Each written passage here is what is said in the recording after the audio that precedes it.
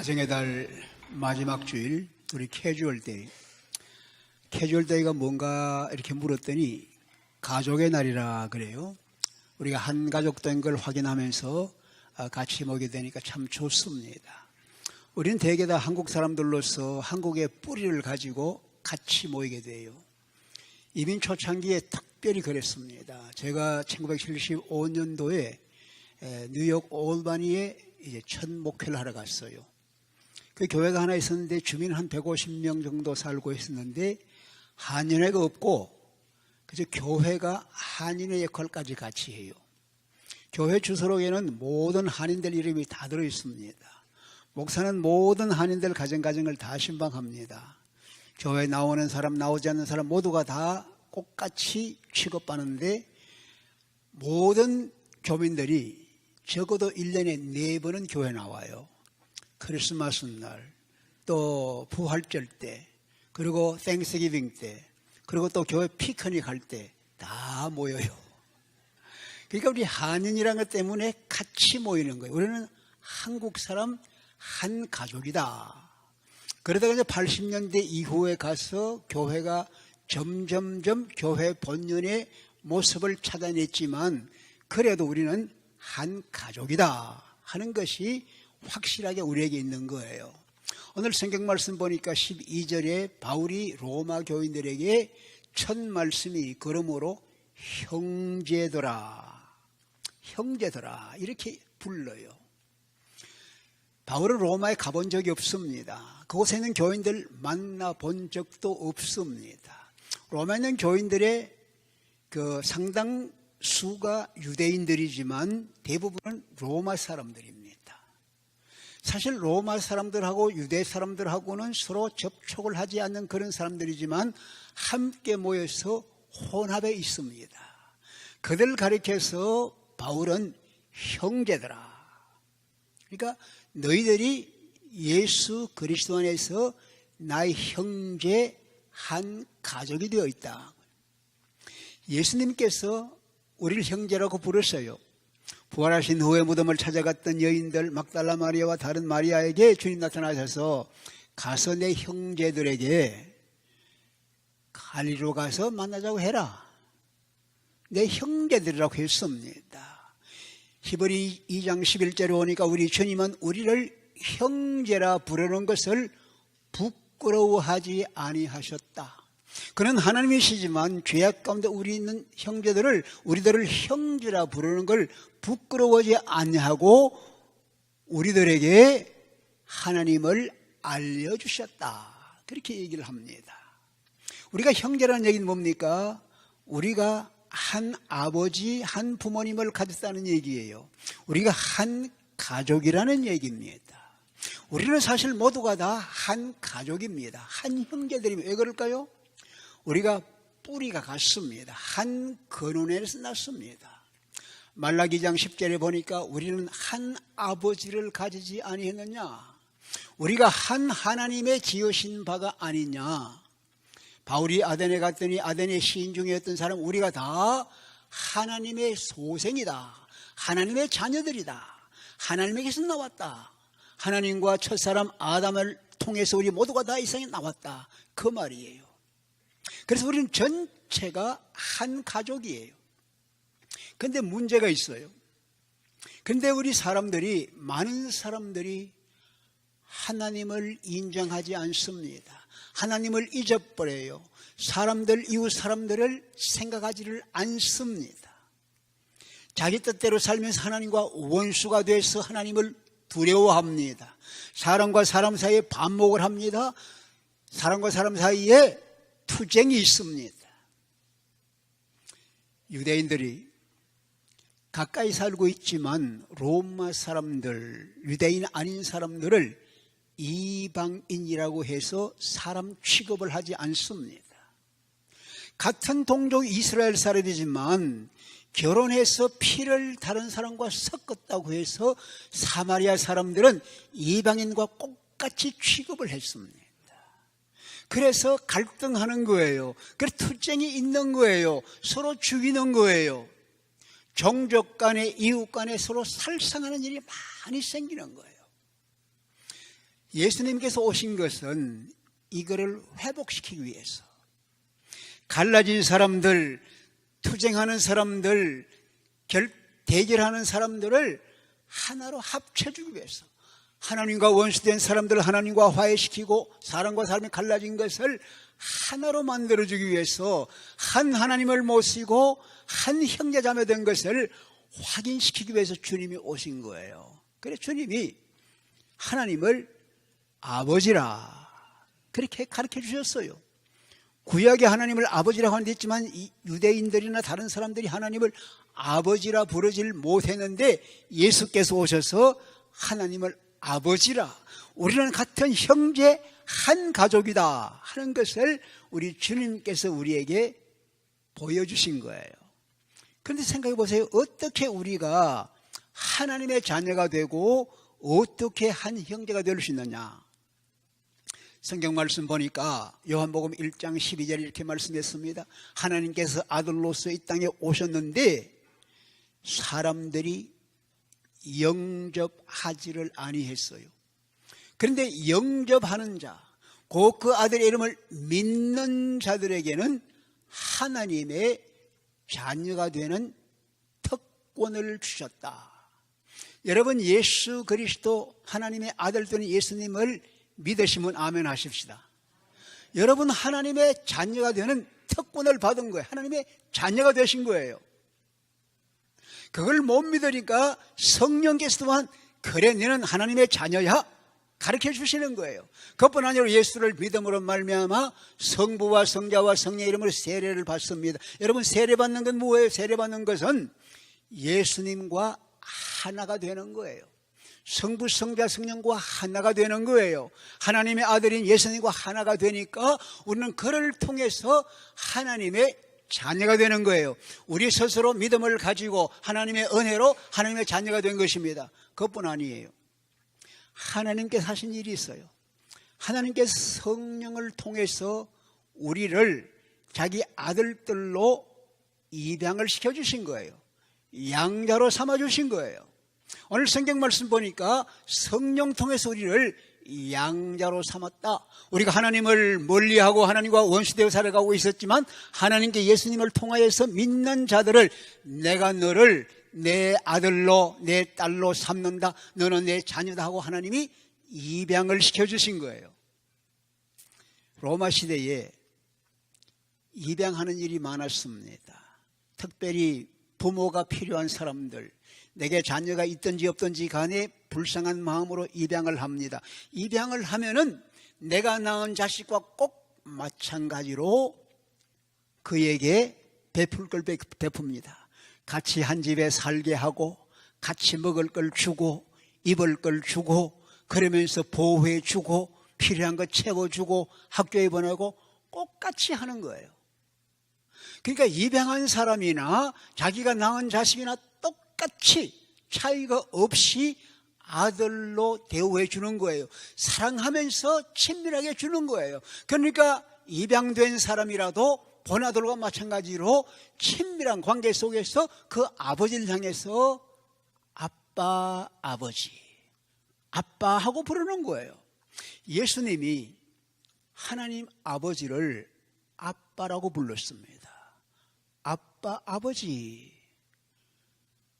마가복음 14장 36절에 보니까 우리 주님께서 십자가를 앞에 두고 아빠, 아버지여, 이 무거운 힘든 짐, 이 고통의 잔을 내게서 좀 제거해 줄 수 없습니까? 아빠, 아버지, 아빠, 아버지란 얘기는 그 당시 당시에 예수님의 유대인들이 사용하던 언어가 아람어입니다. 아람어는 히브리 말하고 아주 비슷한 것인데 아람말로 아빠란 말은 우리말로 아빠랑 똑같습니다. 데디. 아주 친밀한 가까운 얘기입니다. 친밀한 가까운 얘기예요. 그러면서 아빠, 아버지 하는 그 아버지란 말은 그 당시에 통용되는 언어 헬라 말입니다. 헬라 말로 아빠 하는 그 말이 파텔, 아버지 하는 말이에요. 그러니까 친근한 말입니다. 아버지는 멀리 계시는 분이 아니에요. 아버지는 아주 가깝게 친근하게 다가오는 분이 그 아버지예요. 내가 입양이 되었다 할지라도 낳은 자식과 똑 마찬가지로 아빠 부르는 거예요. 우리 아버지들 한번 물어보십시다. 아이들이 나서 엄마 아빠 마찬가지예요. 애들이 태어나서 이제 말을 배우고 자라나기 시작합니다. 여러분, 어떤 말을 들을 때 참 기분이 좋아요. 애들이 자라나면서 입을 벌리면서 엄마를 쳐다보고 엄마? 그때 여러분 엄마들이 기분이 어떠세요? 아빠를 쳐다보고 아빠? 할 때 이런 기분이 어떠세요? 굉장히 마음에 만족함, 기쁨, 행복을 느끼면서 그때 그 행복을 위해서 행복을 갚아주느라고 일평생 그 아이 뒷바라지를 하는 거예요. 이게 그만큼 친밀한 겁니다. 그만큼 가까운 거예요. 하나님께서 그렇게 해주시는 거예요. 우리가 그렇게 하는 거예요. 하나님께서 우리가 하나님을 향해서 아빠. 여러분, 하나님을 향해서 아빠라고 불러보셨습니까? 제가 어느 교회에서 제자 훈련을 하면서 하나님께 아빠라고 한번 불러보자 그랬더니만 이 사람 목사 딸인데 망령된 일 하면서 아주 화를 내더라고요. 어떻게 하나님을 아빠라고 불러? 얘들. 성경까지 쭉 설명을 해줬어요. 여러분, 하나님을 향해서 아빠라고 부를 수 있어서 한번 불러볼까요? 아빠, 아빠, 아빠. 여러분, 우리가 하나님을 향해서 아빠라고 부르면은 하나님 마음이 우리가 아이들로부터 아빠 소리 들을 때 이상으로 하나님 우리를 향해서 마음을 열고 기뻐하는 거 믿으시기 바랍니다. 이게 하나님이에요.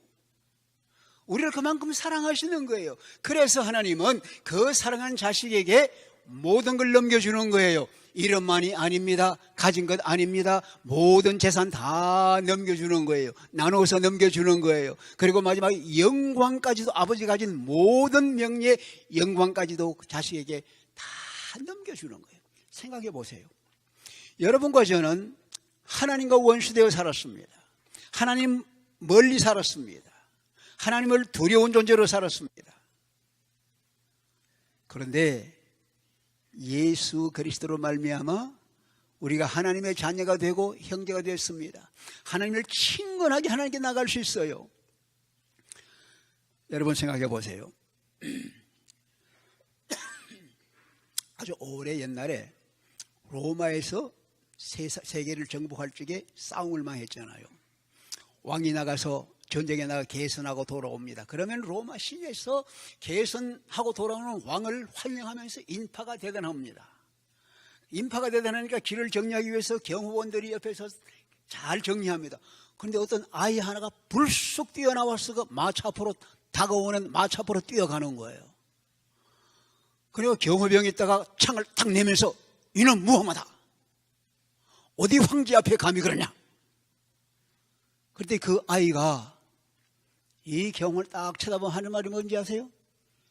그분이 당신에게는 황제이지만 내게는 아빠예요.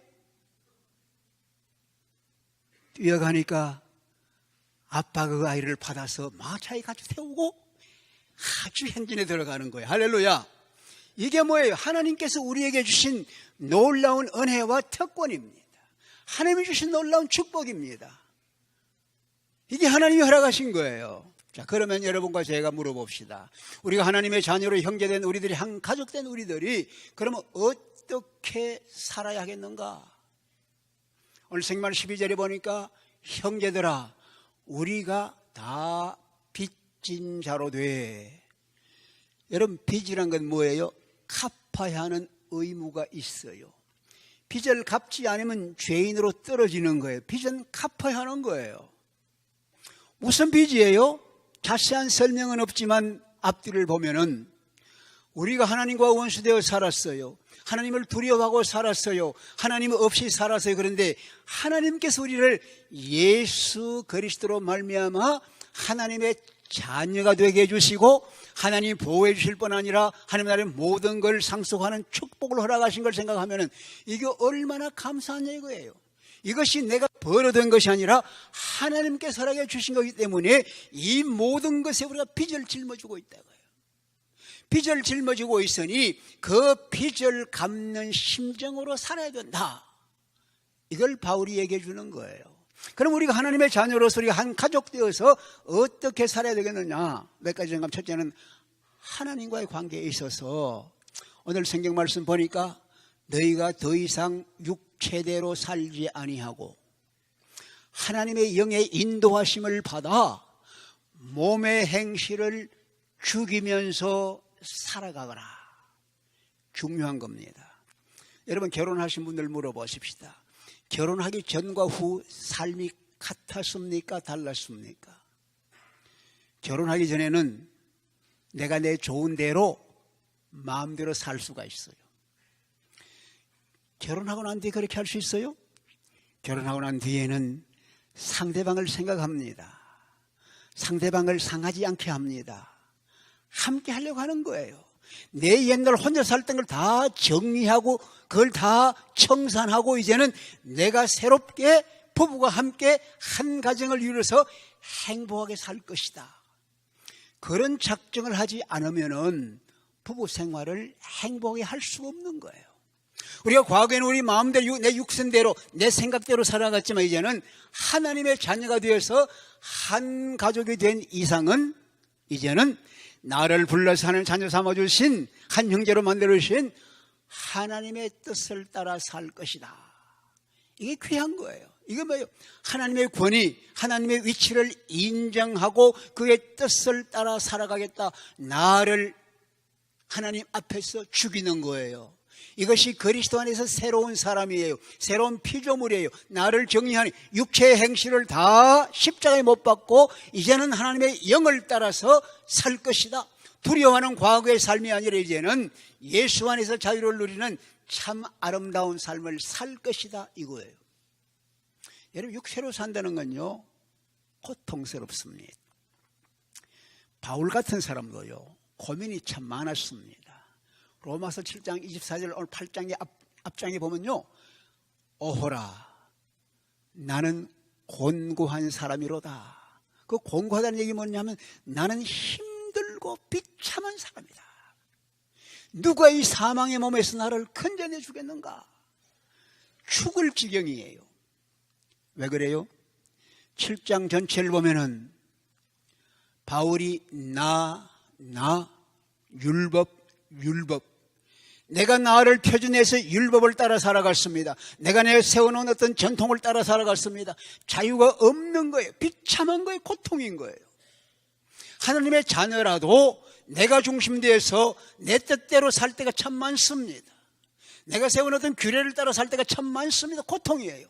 근데 8장에 들어가니까 1절부터가 달라지는 거예요.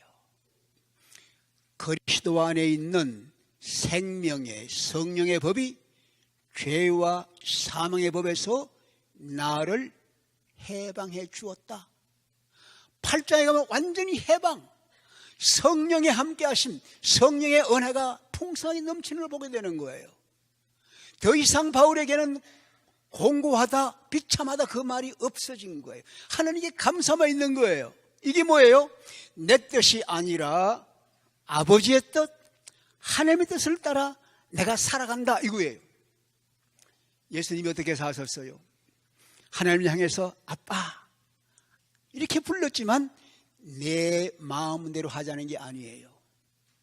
아버지 내 뜻 아니라 아버지의 뜻대로 해주세요.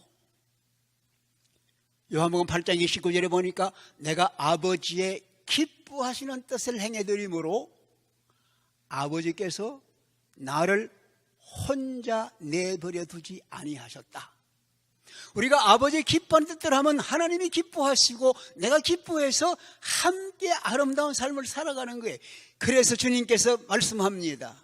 우리에게 주기도문을 가르쳐 주실 때도 뜻이 하늘에서 이루어진 것처럼 땅에서도 이루어지다. 이게 무슨 얘기예요?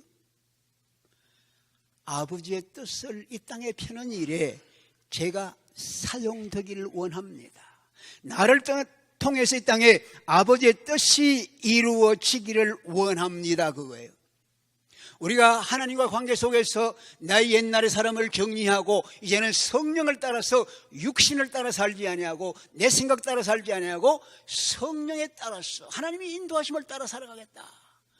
그러면서 친밀한 관계, 아빠, 아버지 부르는 거예요. 여러분, 예수님과 하나님 아버지를 보면 예수님은 하나님이시니까 뭐가 부족한 게 있습니까?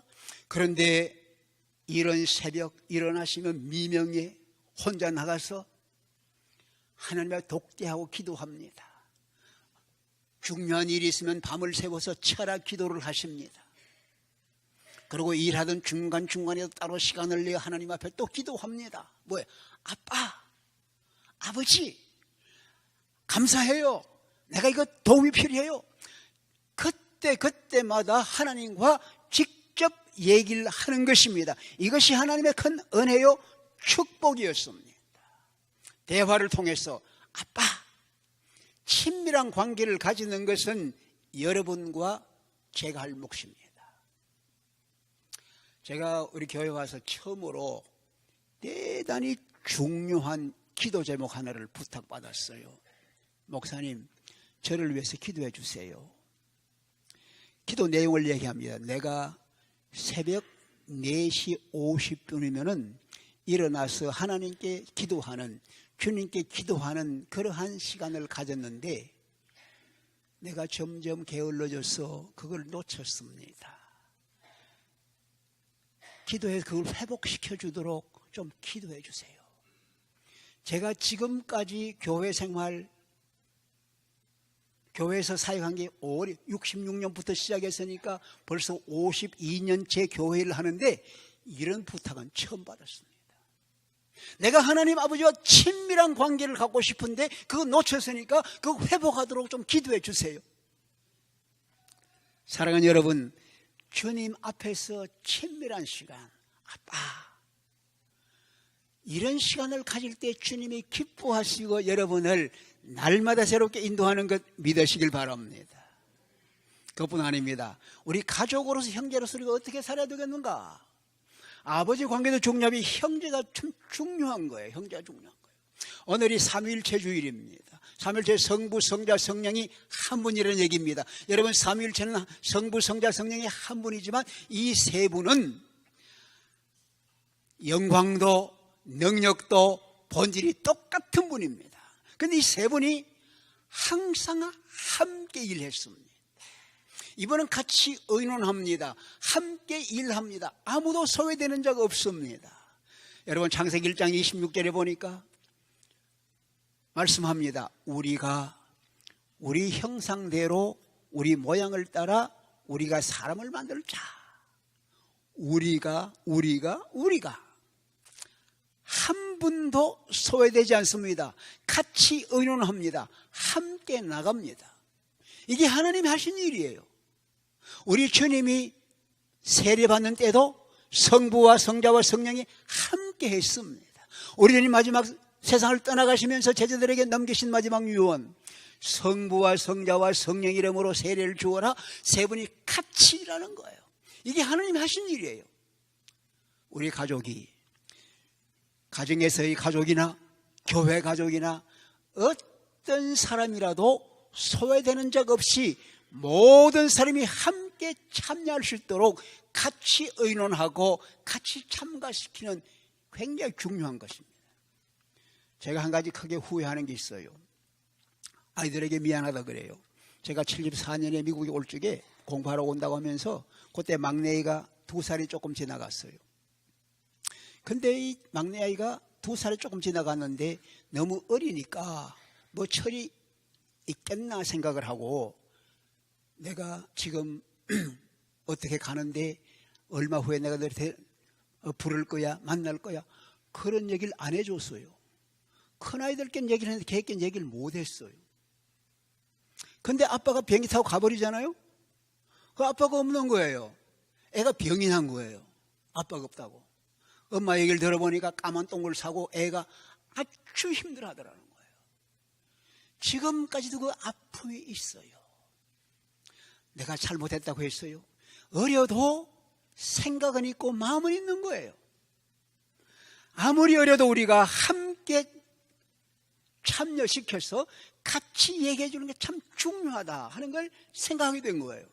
우리 언교회 교인 아무도 소외되거나 아무도 우리에게 낙오되는 자가 없이 모두가 우리는 하나입니다. 같이 참여하는 아름다운 민주주의의 모습이 우리 교회 그대로 있어지기를 축원합니다. 그뿐 아니에요. 가족끼리는 참 평화와 화해와 사랑입니다. 여러분, 성부와 성자 성령 이 삼위사회는 항상 사랑입니다. 항상 조화입니다. 항상 하나가 되는 거예요. 일치되는 거예요. 서로 갈등이 없습니다. 하나님의 부르심을 받은 아브라함이 고향을 떠나갑니다. 그때 혼자 있는 조카 롯을 데리고 갑니다. 하나님이 축복하셔서 아브라함 가족도 롯의 가족도 막 축복을 하니까 양들이 뻗어나고 목자들이 일이 많아졌어요. 그래가지고 양들이 많아지니까 아브라함의 목자하고 롯의 목자가 서로 다투는 거예요. 좁은 데서 이렇게 불편하게 살면 다툼도 생기는 거예요. 근데 그곳에 가나안 사람들, 브릿 사람들, 이방 사람들이 같이 살고 있는 거예요.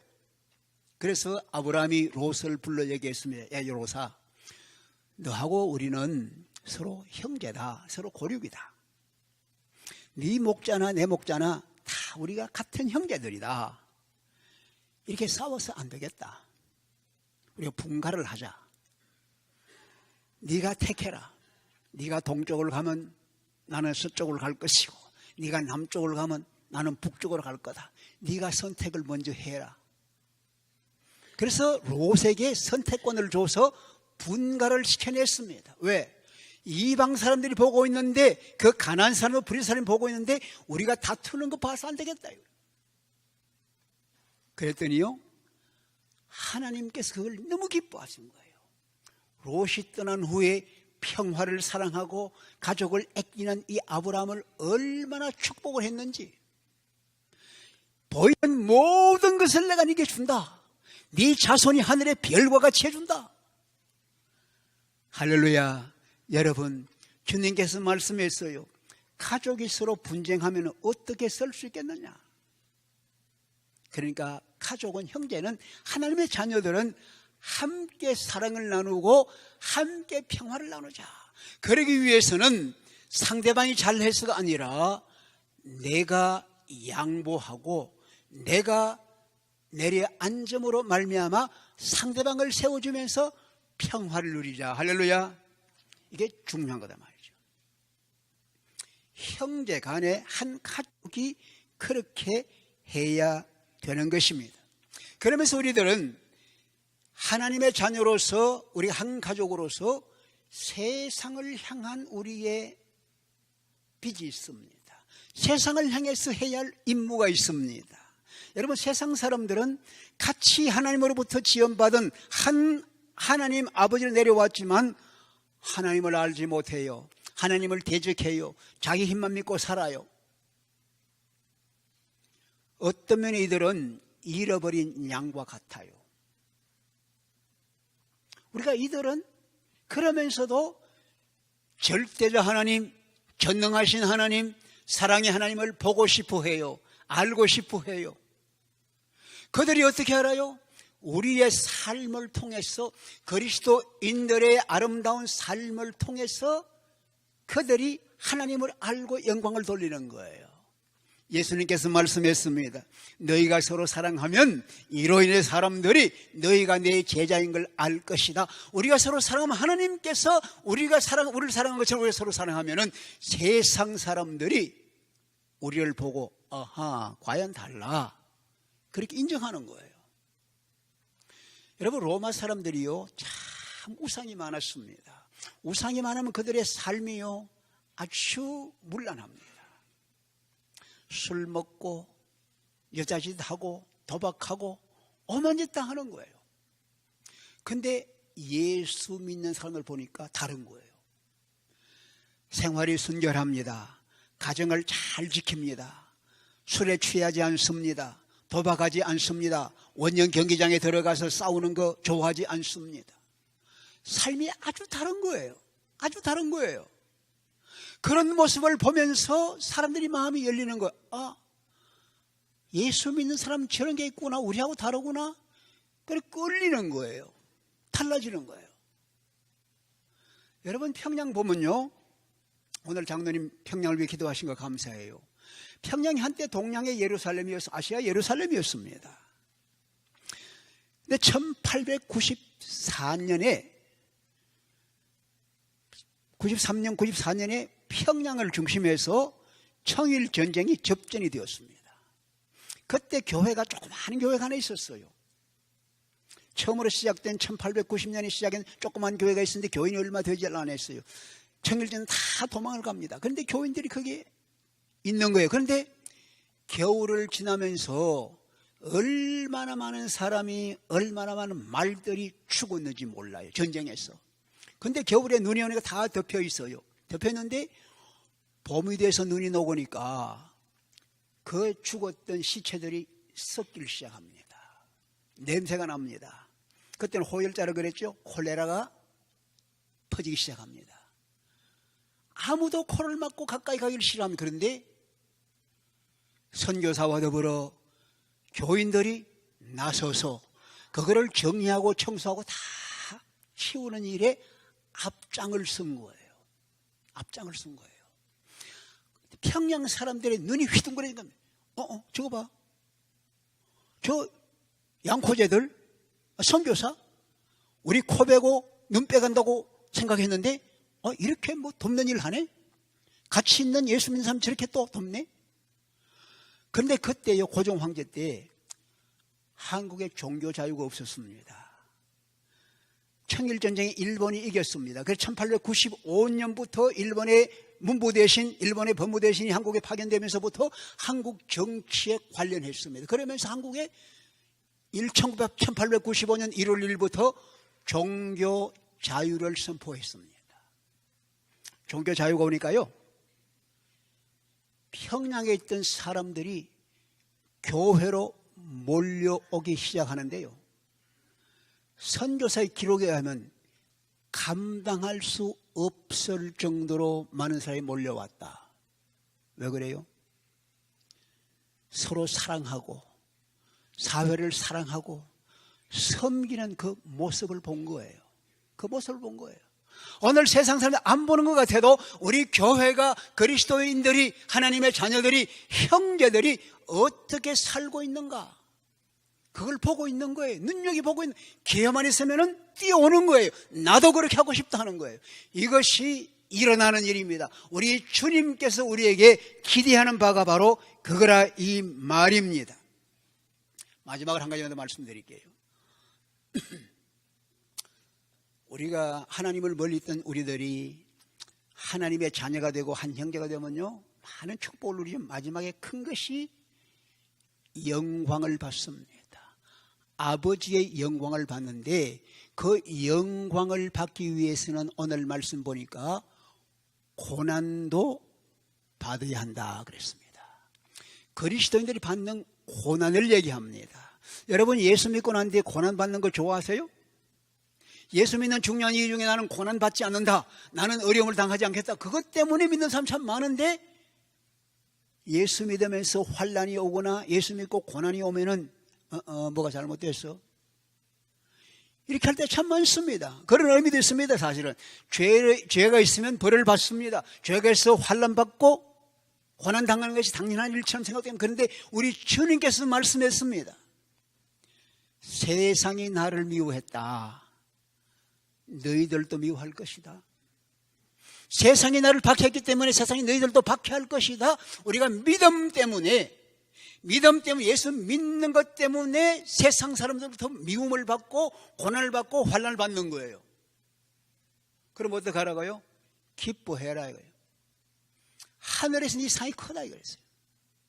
주님을 위해서, 주님 때문에 환난 받고 고난 당하면은 주님께서 우리에게 주시는 은혜와 축복이 큰 걸 알아야 합니다. 누가복음 22장에 보니까요, 주님께서 말씀했습니다. 제자들에게 너희들이 나와 함께 고난에 같이 해서, 나와 시험을 같이 당해서 그렇기 때문에 내가 너희들을 버려두지 않고 아버지께서 내게 나라를 맡기신 것처럼 나도 너희에게 나라를 맡길 것이다. 그래서 너희들이 내 상에서 먹고 마실 것이다. 또는 내 보좌에 같이 앉아서 이스라엘의 12지파를 다스리게 될 것이다. 우리 주님께서 제자들에게 말씀한 거예요. 너희들이 나와 같이 고난받으면은 내가 받는 영광을 너희들도 같이 누릴 것이다. 천국 아버지 앞에서 같이 먹고 같이 지낼 거야. 온 세상을 같이 다스릴 거야. 주님이 주시는 놀라운 은혜와 축복입니다. 주님께서 말씀했어요. 나를 따르는 자들은 먼저 자기를 부인해라. 그리고 날마다 십자가를 짊어지고 나를 따라오느라. 뭐예요? 고난의 삶을 살아가는 거예요. 십자가를 지는 삶을 사는 거예요. 어려운 일을 견뎌나가는 거예요. 일부러 어려움 만들 건 없지만 예수 믿는 것 때문에 친구들로부터 소외를 당하고 외면을 당할 때에 기쁨으로 맞이하는 거예요. 내가 미시간에 있을 때 미시간 대학에 있는 교수의 얘기를 들으니까 학교에서 예수 믿는 사람이 너무 힘들어요. 교수로서 예수 믿는다는 말을 못한대요. 예수 믿는다는 말을 하면 그때부터 소외되고 따돌림 당한대요. 이게 오늘 미국 현실입니다. 예수님 때문에 환난당하고 고통당해도 주님을 믿는 믿음을 지켜나가면은 하나님의 은혜로 상을 주시는 것 믿으시기 바랍니다. 지금 북한 땅에 아직도 그리스도인들이 있습니다. 대영호 공사가 얘기하는 거 보니까 북한이 가장 싫어하고 가장 미워하는 것이 기독교인들은. 기독교인을 3대를 아주 멸하는 그런 일들 하고 있는, 그런 고통 속에서도 그들이 믿음을 지금도 지키는 사람이 있는 거예요. 저는 생각합니다. 이북과 이남이 정부가 수립된 지가 지금 48년이니까 70년이 되었습니다. 하나님께서는 다시금 이북에, 하나님께서 평양을 다시금 하나님께서 예루살렘을 회복시키지 않겠는가? 그들의 기도하는 간절한 소원을 들어서 그들이 하나님 앞에서 영광스러운 놀라운 상속을 받을 날이 올 수 있도록 해주시지 않겠느냐? 사랑하는 여러분, 우리는 하나님의 자녀들입니다. 한 아버지를 모신 한 형제 자매들, 우리는 한 가족입니다. 하나님과 멀리 있고 서로 멀리 있던 우리들이 예수 안에서 한 형제, 한 가족이 되었습니다. 주의 은혜와 사랑이 우리에게 풍성해서 우리가 하나님과 더 깊이 관계하면서 옛날의 삶을 정리하도록 성령님 나를 도와주세요. 옛날의 삶을 정리하고 아버지 뜻에 맞는, 하나님의 뜻에 맞는 하나님의 자녀로서 아버지의 권위를 인정하고 형제를 사랑하며 살아갈 수 있게 하옵소서. 온 세상에 주의 영광을 나타낼 수 있는 주의 자녀가 되게 하옵소서. 기도하는 가운데 우리가 어떤 어려운 환난도 이겨내면서 우리가 한 가족으로 힘을 모으고 서로 사랑해서 하나가 되는, 그래서 함께 주의 나라를 상속하고 영원토록 주와 함께 거하는 놀라운 축복이 우리 모두에게 있어지기를 우리 주님의 이름으로 축원합니다. 다